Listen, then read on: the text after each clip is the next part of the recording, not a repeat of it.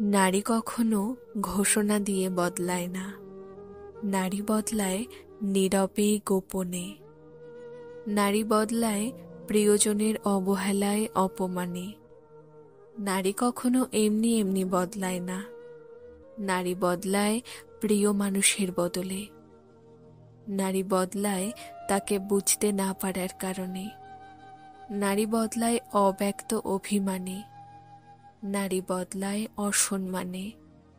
নারী কখনো হুটহাট বদলায় না।